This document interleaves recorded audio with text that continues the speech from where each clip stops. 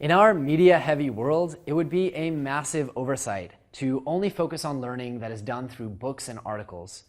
Obviously, you've been sitting and watching these video lectures, and so you're aware that a lot of modern learning happens by either audio or video. While you might start preferring to read paper books instead of audiobooks due to your newfound reading speed, there are some things that you'll always have to consume in video or audio. I, for example, love TED Talks, and there are a lot of visuals that I'm not going to get if I just read the captions. I also love to listen to podcast interviews, and I rarely ever find the transcripts online. What you can do in these types of situations is a couple of different things. For one, you can make sure that your browser is set up to support YouTube's HTML5 technology, and that you have your settings enabled to always default to HTML5.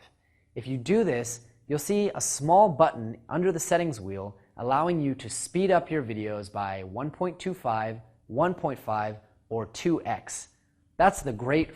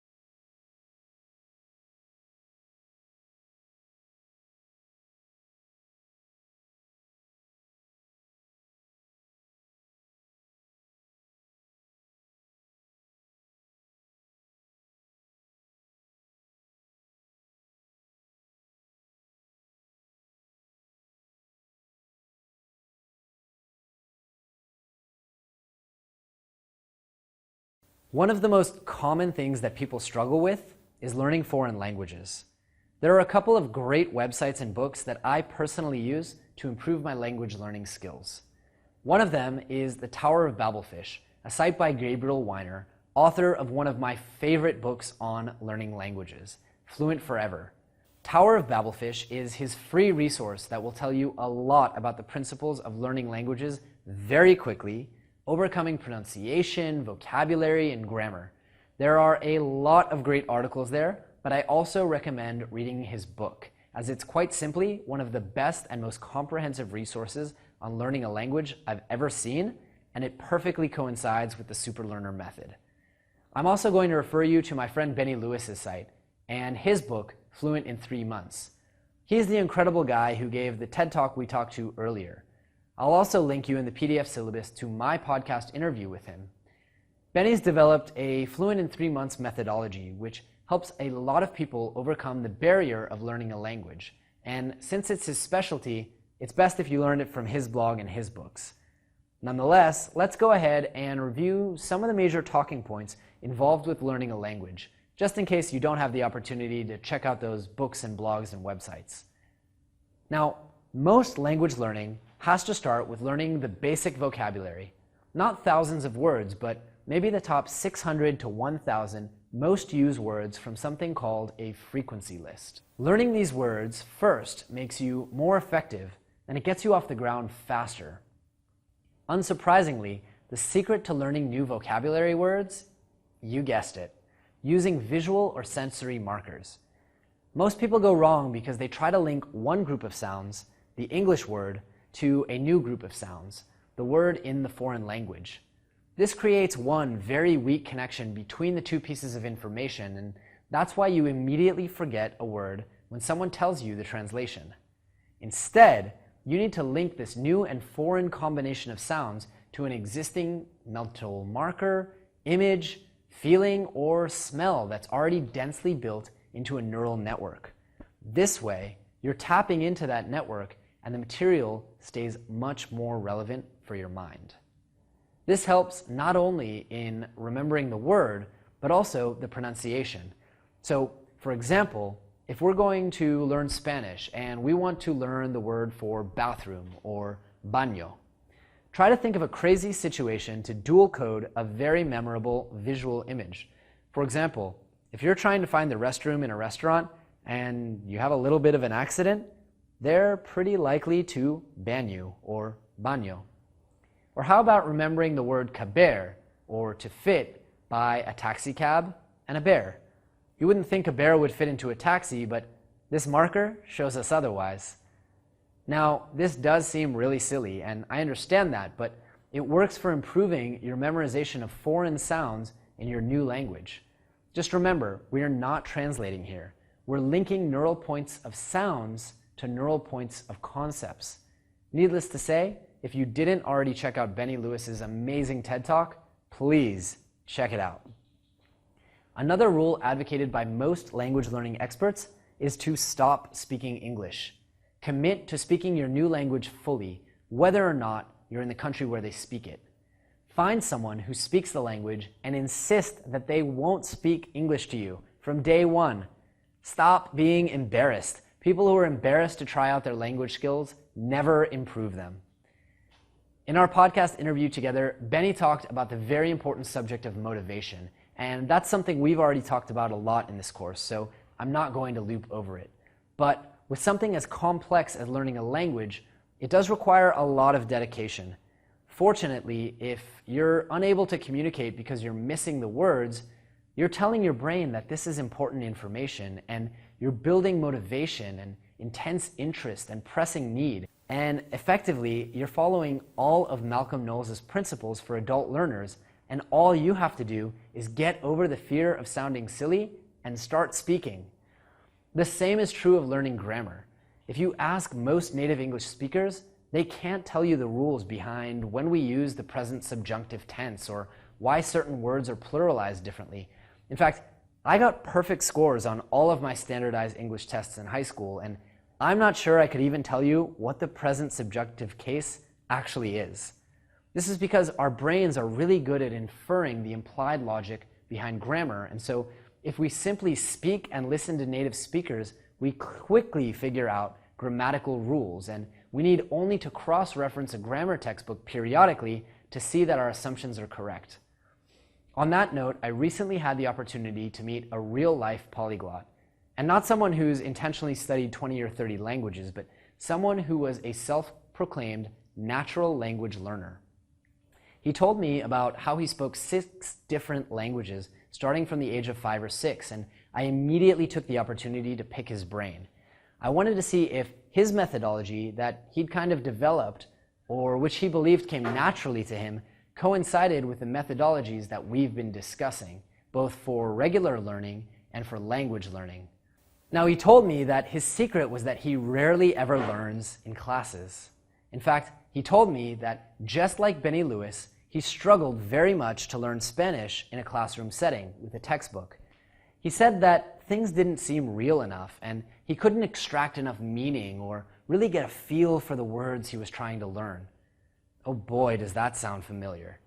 He also told me that he learned languages primarily by speaking to people in real-life situations. He would try to get by in the language or listen to people in the supermarket speaking that language. Now, what this tells me is that he's creating contextual memories and linking them to existing neural networks.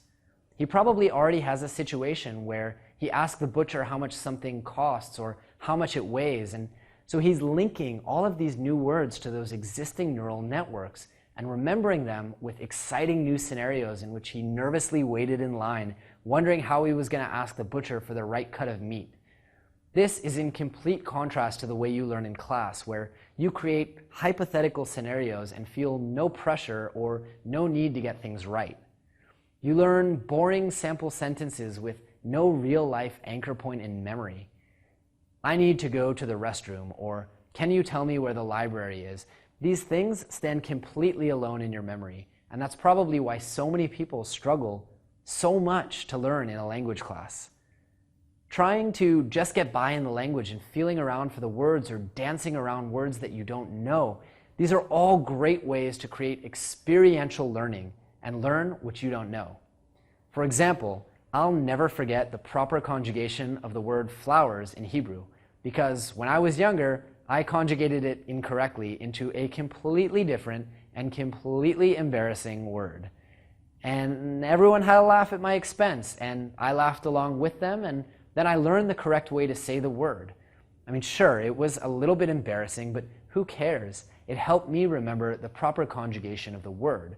So different experiences are going to be very helpful in learning languages. What's most fascinating to me is that both my polyglot friend and Benny Lewis are actually abiding by most of Malcolm Knowles' rules for adult learners without ever knowing it. For example, they both have told me that it's their passion to learn languages, and they take it very, very seriously because it's something they both love and enjoy doing. And when I've commented on how many languages they could probably learn if they tried, both have told me that they don't learn a language unless they have a reason to, a pressing and immediate need. Another fascinating aspect is that both language learning experts, such as Benny Lewis or Gabriel Weiner, and natural language learners like my friend the polyglot, are relying on visual images or pictures to learn vocabulary. Now, this coincides with a method that I've seen for reusing Anki and learning languages. What a lot of people tend to do on Anki is they'll actually watch a movie in a foreign language with subtitles, and as they go along, this will give them context and meaning for different situations and different words. And because Anki allows you to take screenshots and upload images, they'll actually just upload that image right there into the software. So if you're trying to learn the word for pirate in German and you have a screenshot of Johnny Depp and the word in German below in subtitles, that gives you context and meaning, and it links it to your already existing knowledge about pirates or about Johnny Depp or anything that will draw it closer into that network. However, a more powerful trick you can do is to create your own visual and imaginative markers and note those markers on your Anki flashcards. You can even try to use Google Images and try to find an appropriate image to go with your visual marker, like we did with Kabir. Again, Anki is a really amazing tool for learning languages. I've been using it myself to brush up on my language skills in 3 languages, and I can tell you it really, really, really works. So there are some tips on how to learn foreign languages more effectively. Check out the supplemental resources in the PDF syllabus for some great books, blogs, videos, and more on this topic. Remembering the faces and names of new people is one of the most impactful skills for improving your professional and social life. Fortunately, it's really easy if you take the right approach. The first and biggest issue with remembering names is this: most people don't pay attention. They're so busy shaking hands and saying their own name, they forget to actually listen to the other person's name. In order to make sure you listen, try to make a habit of repeating the name. Nice to meet you, Anna. Now, whereas most people would recommend repeating the name 7 times in your head, this is actually a mistake, because that single neuron of information will be all alone by itself without any synapses connecting it. That's not going to change even if you repeat it 10 times, and plus, you'll probably look like a total weirdo if you're asking a question or you're too busy to answer questions because you're staring at the wall silently repeating their name.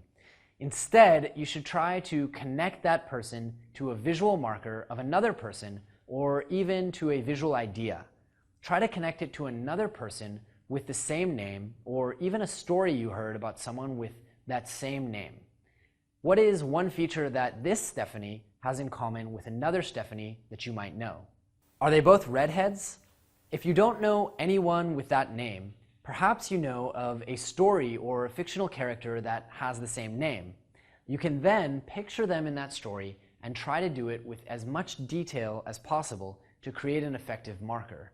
Then, when you need to recall that Stephanie's last name is Jones, you'll remember the image of her wearing a hat and carrying a whip, just like Indy did in Raiders of the Lost Ark.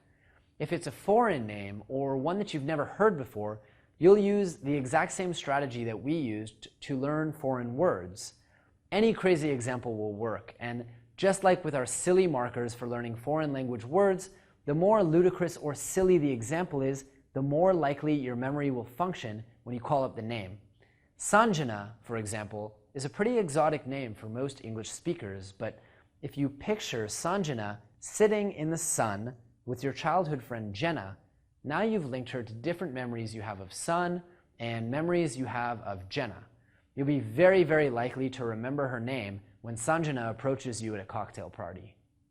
So make sure to create markers for names you wish to remember, and if possible, associate those markers with some characteristic of the person's face or some situation that you can visualize them in.